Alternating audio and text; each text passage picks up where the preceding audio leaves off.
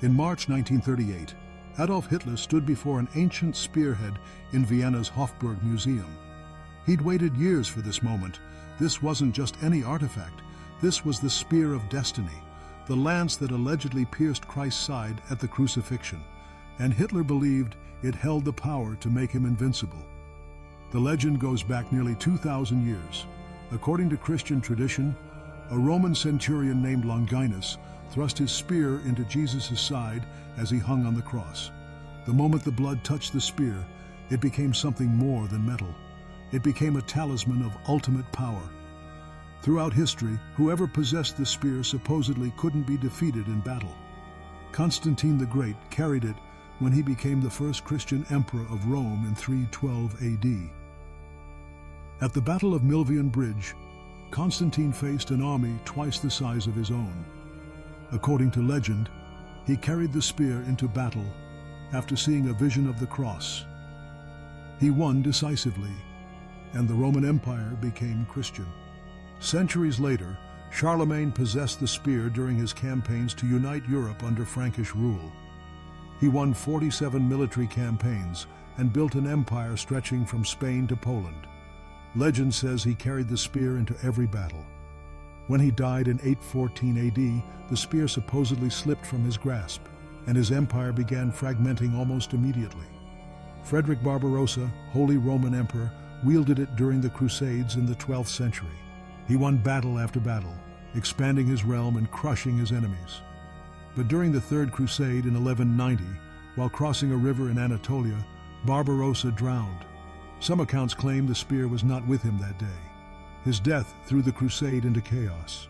The pattern seemed clear to those who believed: possess the spear, conquer the world; lose the spear, lose everything. Hitler knew these stories intimately. He'd been obsessed with the spear since 1912, when he was just a struggling artist in Vienna, living in homeless shelters and trying to sell watercolor paintings to tourists. By his own account, in conversations with confidants years later, he visited the Hofburg Museum repeatedly, sometimes multiple times per week. A museum guard from that period, whose testimony was recorded in the 1930s, recalled seeing a young man matching Hitler's description standing motionless before the spear display for hours at a time, oblivious to other visitors. The guard said the man seemed to be in a trance, staring at the relic with an intensity that made other patrons uncomfortable. Vienna in 1912 was a hotbed of occult movements and mystical societies. Theosophy, Germanic paganism revivals, and pseudo-archaeological theories about ancient Aryan civilizations filled popular culture. Secret societies like the Order of the New Templars preached racial mysticism. Hitler absorbed these ideas voraciously during his years in Vienna. The spear wasn't just an artifact to him, it was proof that destiny favored certain exceptional men. He believed he was one of them. Some accounts, including claims made by Hitler's associate August Kubizek, suggest Hitler experienced a vision the first time he saw the spear, a moment of perceived destiny that convinced him he was meant to possess it.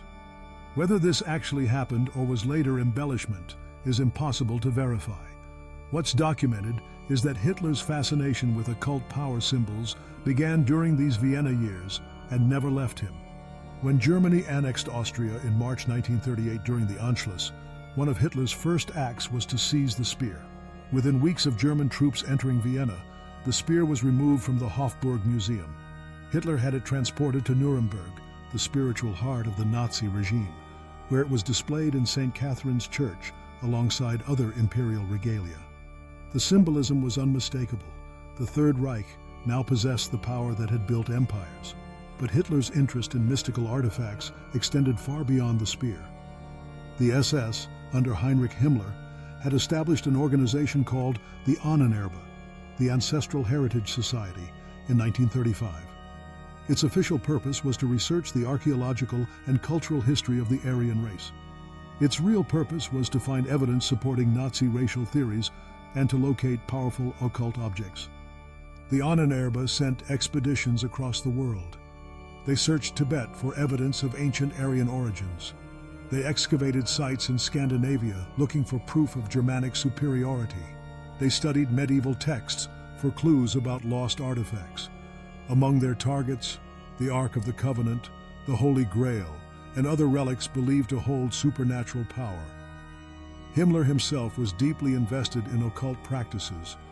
He believed he was the reincarnation of a medieval German king. He held seances at Wewelsburg Castle, which he'd converted into an SS spiritual headquarters. The spear fit perfectly into this worldview, a physical object connecting the Nazi regime to ancient power. Did the Ahnenerbe study the spear? Almost certainly, though records from this research were either destroyed or remain classified. What we can say is that by 1938, the Nazi leadership had built an entire ideology around mystical objects and ancient destiny. The spear was the crown jewel of this collection. Here's where history and legend collide in a particularly ironic way. The spear Hitler obsessed over sits in Vienna today, where scientists have thoroughly examined it. Carbon dating and metallurgical analysis, conducted in multiple studies since the 1990s, reveal it's actually made of several different pieces from vastly different time periods. The blade itself dates to the 7th or 8th century, around 700 AD, 6 centuries after Christ's crucifixion. The gold sleeve wrapped around it was added in the 14th century. The nail supposedly driven through the blade, claimed to be one of the nails from the crucifixion, doesn't match the other components in age or origin.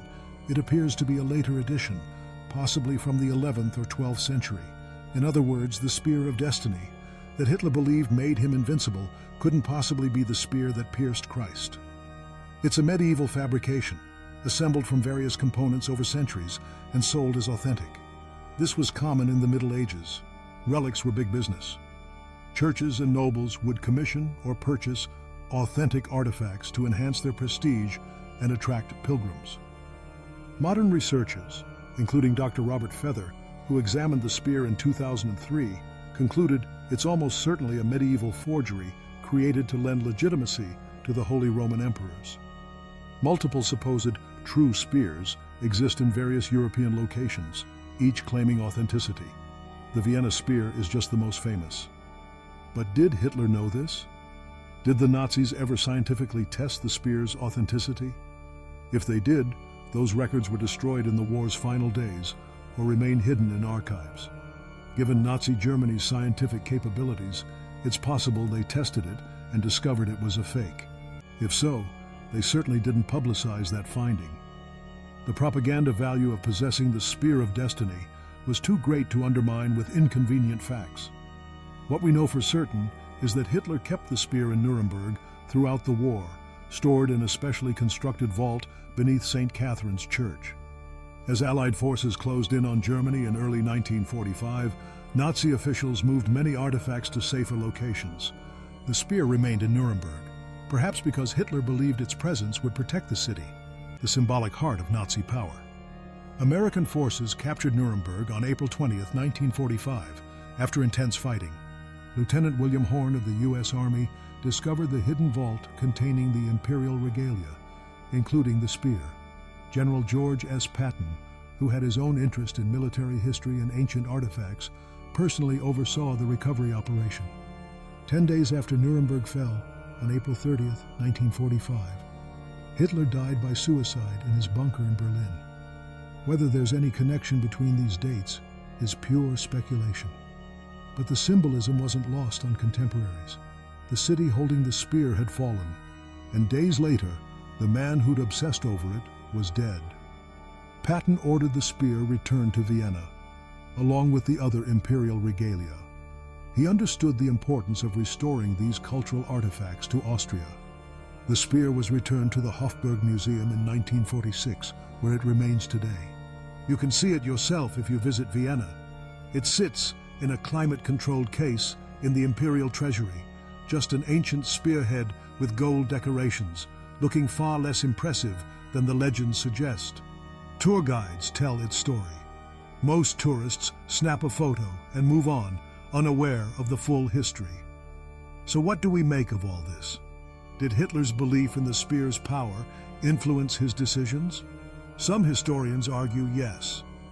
Trevor Ravenscroft's 1973 book, The Spear of Destiny, claims Hitler's occult obsessions, including the spear, drove much of his strategic thinking.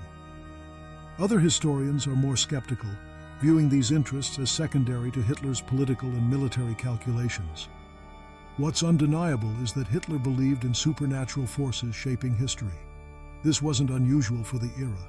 Many people in the 1930s and 40s were interested in spiritualism, astrology, and mysticism.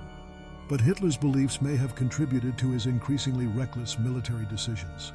He genuinely seems to have believed destiny was on his side, that he was protected by forces beyond normal understanding.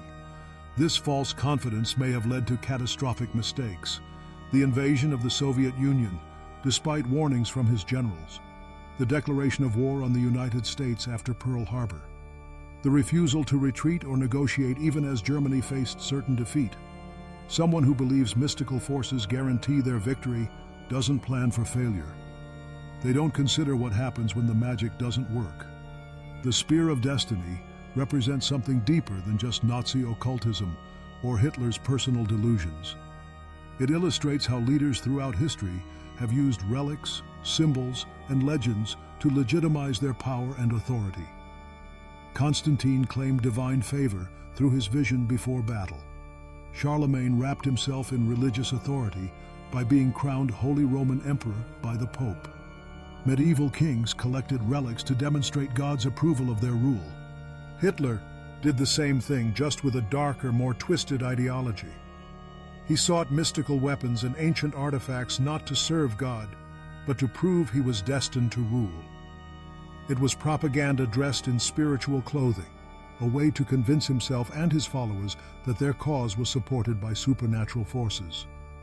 And all of them, eventually, lost everything. Constantine's dynasty collapsed. Charlemagne's empire fragmented.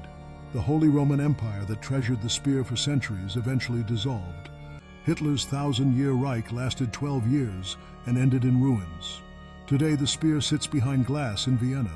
It's just an object, metal and gold, old but not ancient, historically interesting but not mystical.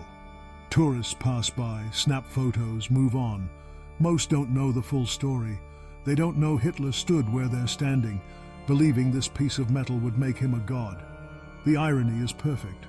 The weapon that supposedly granted invincibility couldn't save any of the men who possessed it. Not Constantine, who died of illness.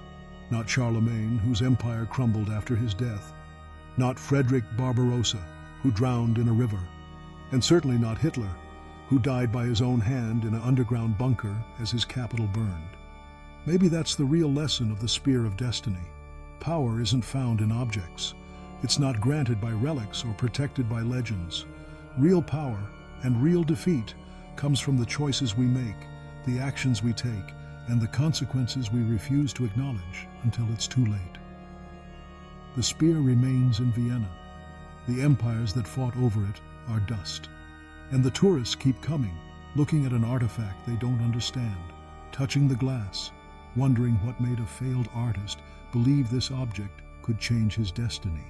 The answer is simple: desperation, delusion, and the human need to believe we're special, that some force beyond ourselves has chosen us for greatness. Hitler wasn't unique in this belief. He was just more catastrophically wrong than most. The spear of destiny never granted power to anyone. It just reflected back what they already believed about themselves. And for Hitler, that reflection was a lie that cost millions their lives.